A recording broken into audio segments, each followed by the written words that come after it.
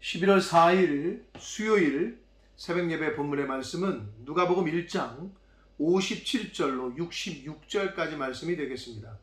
누가복음 1장 57절로 66절까지 말씀을 통해서 하나님이 주시는 은혜를 함께 나누도록 하겠습니다. 자, 오늘 본문 단락에서는 그 세례 요한의 출생에 대한 이야기가 나옵니다. 세례 요한의 출생, 그리고 그 이름에 대한 그 의미, 그리고 그 요한의 그 장래에 대한 관심과 기대가 오늘 단락에서 이제 주된 내용이 되겠습니다. 자, 그래서 세례 요한의 출생, 그리고 요한의 출생 이후에 그 미래의 그 장래에 대한 사람들의 관심과 기대가 어떤 것이었는지 이제 한번 한 절씩 보도록 하겠습니다. 자, 57절 말씀입니다. 엘리사벳이 해산할 기한이 차서 아들을 낳으니, 이제 막달이 다 돼서 이제 세례 요한을 낳았다는 거예요. 아들을 낳았어요. 58절, 이웃과 친족이 주께서 그를 크게 긍휼히 여기심을 듣고 함께 즐거워하더라. 이웃들과 친척들이 왔어요. 그래서 엘리사벳이 나이 많이 늙어서 이제 임신할 수도 없고 애를 낳을 수도 없는 상황이었는데, 하나님께서 그를 긍휼히 여기셔서, 즉 한마디로 잉태하게 하셨고 또 출산을 하게 하셨음을 듣고 함께 기뻐하고 즐거워했다는 거예요. 이웃들과 친척들이. 자, 그래서 이제 애를 낳았습니다. 세례 요한을. 그래서 59절, 8일이 되매 아이를 할례하러 와서 그랬습니다. 자, 이제 할례는 이스라엘 백성들의 하나님과의 언약의 표징이었어요. 창세기 17장 11절에 보면 하나님께서 하나님의 백성들, 이스라엘 백성들에게 할례를 행하라고 하셔요. 모든 남자는. 그래서 그것이 표징이 되고 나의 백성이라는, 하나님의 백성이라는 그 뜻이, 그 어떤 상징이 되는 거라고 해서 이스라엘 백성들은 다 난 지 8일 만에 할례를 행했습니다. 근데 오늘날 과학적으로 봐도 그 아이가 태어나서 8일째가 가장 아프지도 않고 그 할례를 행하기에 가장 그 어떻게 보면 적합한 때라고 또 의학적으로도 그게 증명이 된답니다. 자, 그래서 그 전통에 따라서 하나님이 하시는 말씀에 따라서 이제 할례를 행합니다. 그래서 할례를 하러 왔어요. 그 아버지의 이름을 따서 사가랴라 하고자 하더니, 친척들이 그러면 왜 왔느냐? 이게 어떤 이스라엘 백성들에게 있어서는 오피셜한 행사였어요. 의식 같은 거였어요. 그래서 친척들이 다 모여. 그래서 그 아들을 이제 할례를 행하는 거죠. 그래서 그때 왔을 때 친척들이 이제 야, 이름은 뭘로 했냐? 당연히 아빠 이름을 따라야지, 아버지 성을 따라야지, 뭐 이런 식으로 한 거죠. 당시에는 그게 관습이었고 전통이었으니까. 그래서 그 아버지의 이름을 따라서 사가랴라고 하자. 뭐 사가랴. 그랬더니 엘리사벳이 천사로부터 들은 말씀이 있잖아요. 60절을 보면 그 어머니가 대답하여 이르되 아니라, 안 됩니다. 요한이라고 이름을 할 것입니다. 라고 얘기하는 거예요. 이게 당시의 상황으로 봐서는 친척 어른들이 와가지고 당연히 사가랴, 아버지의 이름을 따라서 이름을 짓는 게 당연하거늘 그 전통과 어른들의 의견을 무시하고 엘리사벳 그 어머니는 요한이라고 이름하겠다. 왜 그래? 가브리엘 천사가 알려줬거든요. 요한이라고 이름하라고. 그러니까 하나님의 말씀대로 순종하고 있는 거죠, 지금 엘리사벳은. 그 친척들은 뭐 어르신들은 집안 사람들은 모르니까. 그래서 끝까지 그거를 굽히지 않고 요한이라고 하겠습니다. 그러자 61절에 보니까 친척들도 또 집안 어른들도 가만 그냥 순순히 물러서질 않아요. 61절을 보면 그들이 이르되 내 친족 중에 이 이름으로 이름한 이가 없다. 야, 그런 이름으로 이름한 사람이 없는데 너 왜 그러냐? 그냥 아버지 이름을 따라서 해라. 자꾸 얘기하는 거예요. 그러니까 그래도 엘리사벳은 하나님의 말씀에 순종하기 위해서 요한이라고 해야 되겠다. 그러자 이제 친척들이 아버지에게 그럼 물어보자. 그의 아버지께 몸짓하여 무엇으로 이름을 지으려 하는가 물어보니 이랬어요. 그게 무슨 말이냐면 사가랴는 그 하나님의 말씀을 믿지 못한 이후로 그 제사장 그 성소에 들어갔을 때 이제 벙어리가 됐잖아요. 근데 벙어리뿐만 아니라 귀머거리까지 듣지도 못하는 상황이 됐던 거예요. 벙어리 말 못하고 듣지 못하고. 그래서 친척들이 그 사가랴 아버지에게, 그러니까 그 요한의 아버지에게, 사가랴에게 몸짓으로 이제 야 요한이라, 야 네 와이프가 왜 그러냐, 네 아들 이름을 따라서 해야 되는데 자꾸 이게 어떻게 보면 바디랭귀지를 한 거죠. 그러자 63절 그가 즉 사가랴가 서판 나무판을 달라고 해가지고 거기다 써요. 이제 의사소통을 이제 글자로 했던 거죠. 그 썼는데 뭐라고 했냐, 요한이라고 쓰매 다 놀랍게 여기더라. 그러니까 아내가 말한 그 이름과 아버지가 말한 이름이 같으니까, 일치하니까 놀란 거예요. 그럼 여기서 요한이라는 이름의 뜻은 히브리어 요하난이라는 데서 온 거거든요. 요하난. 그 이름의 뜻은 하나님이 긍휼히 여기셨다. 즉 하나님이 은혜로 여기셨다. 또는 하나님의 은혜의 선물이다. 뭐 이런 뜻이에요. 그러니까 엘리사벳과 사가랴 입장에서도 맞는 거죠. 하나님이 은혜를 베푸신 거죠. 하나님은 은혜로우시다. 하나님이 은혜를 베푸셨다. 이런 뜻이거든요. 그 이름이. 그래서 사가랴와 엘리사벳이 동일하게 요한이라고 이름하자고 하니까 이제 뭐 놀란 거죠. 그 친척들과 이웃들이. 그런데 사가랴가 벙어리와 그 귀머거리로 산 10개월, 그러니까 그 성소에서 가브리엘 천사의 계시를 받을 때 믿지 못함으로 인해서 벙어리가 되고 귀머거리가 됐는데, 이제 애가 태어났잖아요. 그 10개월, 약 10개월 동안에 그 벙어리 상태와 귀머거리 상태로 있던 그 상태가 풀리고 회복이 되어지는 것이 바로 언제냐? 이때였어요. 요한이라고 이름하겠다라고 서판에 쓰자 64절을 봅니다. 이에 그 입이 곧 열리고, 입이 열리고 혀가 풀리며, 혀가 굳어져가지고 말을 못하고 했던 이런 상태가 혀가 풀려져서 말을 하게 되는 거예요. 그때 이제 하나님의 때가 찬 거죠. 10개월 동안 지금 사가랴는 여러 가지 생각이 있었겠죠. 자기가 하나님의 말씀에 믿지 못한 믿음 없음에 대한 그 회개를 하고, 그리고 하나님께 철저한 회개하는 시간을 가졌던 것 같아요. 왜냐하면 입이 이제 말을 다시 할 수 있게 된, 즉 하나님이 회복시켜 주시자마자 사가랴가 한 첫 번째 행동이 말한 게 뭐였냐면 하나님을 찬송하니 그랬습니다. 그러니까 벙어리, 귀머거리 들리지도 않고 말하지도 못하고 있었던 그 10개월 동안에 사가랴는 하나님 앞에 철저하게 회개를 했던 것 같아요. 자신의 믿음 없음을. 그래서 말을 다시 하게 해주시니까 하나님께서 바로 첫 마디가 하나님을 찬송하는 거였어요. 사가랴의 10개월 동안에 그가 어떻게 했는지를 미루어 짐작하는 첫 마디가 바로 하나님을 찬양하는 것이었다. 자, 그런 상황을 지금 친척들과 이웃들이 다 보고 있는 가운데 65절을 봅니다. 그 근처에 사는 자가 다 두려워하고 이 모든 말이 온 유대 산골에 두루 퍼짐에 그랬어요.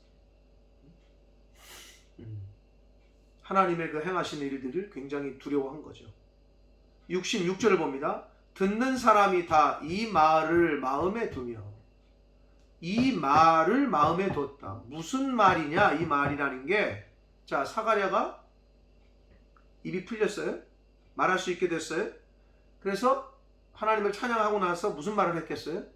내가 사실은 성소에서 하나님의 천사를 만났는데 하나님의 천사가 이렇게 계시하셨고 우리에게 아들을 주실 거라고 하셨고 그 이름을 뭐 요한이라고 하라 뭐 이런 그 계시를 주셨는데 사가랴가 믿지 못해서 그때로부터 내가 벙어리가 되고 듣지 못했다.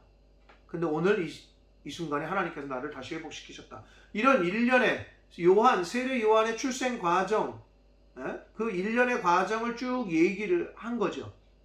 그러니까 그 말을 들은 사람들이 그냥 한 귀로 듣고 한 귀로 흘린 것이 아니라 그 일련의 사건들, 사가랴를 통해서 들은 그 말들을 마음에 두었다는 거예요. 하나님이 이렇게 역사하셨구나. 하나님이 지금 이 집에 태어난 그 아이를 이렇게 택하셨고 이름까지 지어주셨구나. 이 말을 마음에 뒀다는 거예요. 그리고 이르되 이 아이가 장차 어찌 될까 하니. 하나님이 그렇게 택하셨고 이 가정에 보내셨고 이름까지 지명하셨고 했으니 야, 하나님이 이 아이를 통해서 무슨 일을 하실까? 이렇게 세상 사람들이 어떤 기대감, 소망을 갖게 된 거예요. 그러면서 하는 말이 이는 주의 손이 그와 함께 하심이로라 라고 고백했다는 거죠. 야, 하나님이 저렇게 지명하셨고 하나님이 보내셨고 이름까지 택하셨고 하나님이 이런 기적과 역사를 행하시는 하나님의 손이 그와 함께 하시는 걸 보니 이 아이가 나중에 커서 어떻게 될까? 이런 생각을 동네 사람들이, 친척들이 했다라는 겁니다. 여기서 주의 손은 하나님의 권능을 의미하고 하나님의 보호하심과 하나님의 인도하심을 의미한다고 했습니다. 누가가 줄겨 쓰는 표현입니다. 주의 손이 함께 하신다. 주의 손이 그와 함께 하신다. 이런 표현을 누가가 줄겨 쓰는 표현입니다. 사랑하는 성도 여러분, 오늘 단락에서 요한의 이름에 가지고 친척들과 그 세례 요한의 어머니 엘리사벳과 사가랴 이런 이름에 관련된 스토리가 있었습니다. 하나님이 지어주신 이름. 저와 여러분에게도 하나님이 지어주신 이름이 있어요. 여러분 제 이름, 자기들의 이름은 부모님이 줬다고 하지만 할아버지나 저와 여러분에게 하나님의 주신 이름은 성도라는 이름입니다. 성도라는 이름의 뜻은 하나님께 속한 거룩한 무리라는 뜻입니다. 성도.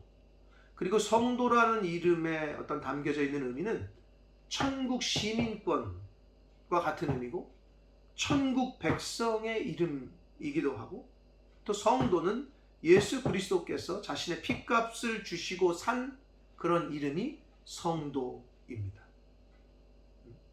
그렇기 때문에 저와 여러분은 성도에 걸맞게 성도라는 하나님의 주신 그 이름의 명예를 지켜가면서 살아야 될 의무가 있습니다. 그 이름에 걸맞게 바라기는 천국 백성이요 하나님의 자녀를 뜻하는 천국 시민을 뜻하는 성도라는 이름에 걸맞게 그 성도라는 이름의 명예를 지켜가면서 살아가는 저와 여러분 되시길 축복합니다. 자, 또한 그 사가랴가 그 믿음 없음으로 인해서 하나님께 징계를 받은 것이 벙어리와 귀머거리였잖아요. 제사장이었어요. 그래도 하나님께서 징계를 하셔요. 그렇듯 하나님께서는 하나님의 자녀들을 징계하셔요. 히브리서 12장 7절에 보면 하나님이 너희를 아들과 같이 여기시는데 징계하지 않는 아들이 어디 있겠느냐. 즉 징계를 받지 않는 아들이 어디 있겠느냐. 부모라면 아들을 징계하지. 사랑하니까. 그러니 징계하지 않는 아들이 어디 있으리요? 라고 히브리서 12장 7절에 말씀합니다. 그러므로 하나님의 자녀된 저와 여러분, 성도인 저와 여러분은 때로는 하나님이 징계를 하셔요. 그러나 그 징계는 징계를 위한 징계가 아니라 하나님께서 은혜를 주시고 축복을 주시기 위한 징계라는 것. 여러분 그것을 믿으시기를 바랍니다. 그 믿음을 가지시고 환난과 어려움과 또는 힘든 시기를 지나시더라도 기대와 소망을 품고 낙심하거나 좌절하지 마시고 딴 길로 가지 마시고 성도라는 이름에 걸맞는 신앙생활을 하는 저와 여러분이 되어야 될 줄 믿습니다. 처음에는 성도였는데, 처음에는 제자였는데, 처음에는 하나님의 백성이었는데 결국 실패한 인물들이 성경에 몇 명 나옵니다. 하나님이 주신 그 어떤 이름 그리고 하나님이 주신 명분 이런 것들을 가볍게 여기고 경홀히 여겼던 팥죽 한 그릇이라는 음식 한 그릇에 자신의 장자의 명분을 그냥 대수롭지 않게 여기고 팔아넘겼던 에서, 안타깝죠. 또 누가 있습니까? 처음에는 예수님의 제자였습니다. 예수님의 제자라는 타이틀, 이름을 갖고 있었어요. 성도였어요. 그러나 돈 때문에 은 30에 예수님을 배신하고 팔아넘겼던, 그리고 성도라는 이름을 버렸던 가룟 유다. 또 디모데 후서에 나오는, 그 디모데 후서 4장 10절에 나오는, 처음에는 바울을 서포트하고 바울과 함께 선교 여행도 떠났던 데마라는 인물. 그러나 결국 로마의 핍박과 세상의 유혹 때문에 데마는 바울을 떠나게 됩니다. 그리고 세상을 쫓아갔다라고 성경은 말씀하고 있습니다. 성도였어요. 그러나 다시 그 이름을 버리고 세상으로 다른 걸 선택하는 그런 사람들도 성경에 분명히 나오고 있습니다. 그러므로 저와 여러분도 늘 조심하고 사단의 유혹으로부터, 물질의 유혹으로부터, 여러 가지 유혹으로부터 잘 구별되고 성별된 생활을 해서 성도로서의 타이틀에 맞게, 하나님의 자녀로서의 이름에 걸맞게 하나님의 자녀된 그 명예를 잘 지켜가는 그런 신앙생활을 해야 될 줄 믿습니다. 그러므로 하나님이 주신 이름, 성도라는 이름을 잘 지켜나가며 그 신분에 걸맞게 하루하루 이 땅에서 살아나가는 저와 여러분이 되시기를. 그래서 주변의 이웃들과 친척들이 뭐라고 그랬어요? 세례 요한 보고, 야, 이 아이가 자라서 어떻게 될까? 이런 기대와 소망을 품었다고 돼 있잖아요. 세상 사람들이 저와 여러분을 보고, 야, 저 사람은 나중에 어떻게 될까? 저 사람 교회 다닌다는데 뭔가 다른데? 야, 저 집사라고 하는데, 뭐 권사라고 장로라고 하고 목사라고 하는데, 야, 나중에 어떻게 될까? 이런 기대와 소망을 줄 수 있는 그런 사람, 그런 하나님의 자녀, 그런 성도로서의 삶을 사시는 저와 여러분이 되시기를 예수 그리스도 이름으로 축복합니다. 기도하겠습니다. 살아계신 하나님 아버지, 새날 주시고 생명 주셔서 감사합니다. 하루를 시작함에 말씀을 전하고 들음으로 또 시작하게 해주시니 아버지 감사합니다. 오늘 말씀을 통해 또 교훈해 주시고 깨닫게 하시고 또 결심하게 하시니 아버지 감사합니다.